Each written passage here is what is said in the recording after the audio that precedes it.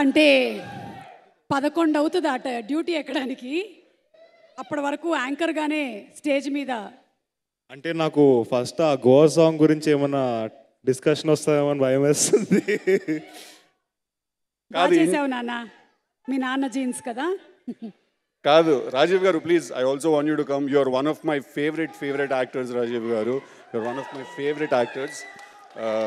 మీ మీ సినిమాలన్నీ brilliant performances ఏ సినిమాలో చూసినా కూడా. సో అలాగా మీ ఫాదర్ నుంచి మీకు, మీ నుంచి రోషన్కి the jeans are speaking. Okay, thank you boys, thank you very much. Yes Siddhu, మీరు అడిగిన దానికి అమ్మగా ఏ తల్లైనా వాళ్ళ పిల్లలు బాగుండాలనే కోరుకుంటారు. The same.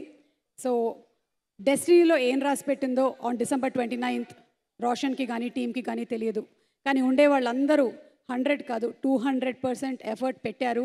And everybody is extraordinary. And Roshan, I love you. ఇది ఫోటో తీయాలి. Roshan, one thing I learned, కొన్ని అడ్వెంచర్స్ చేసేసి కొన్ని సిచ్యువేషన్స్లోకి దూరిపోయి బయటకు వచ్చేసాక అంతా నాకు అర్థమైన విషయం ఏంటంటే life is actually very very simple. అమ్మ చెప్పిన మాట వింటే నేను అది రియలైజ్ అయిపోయాను.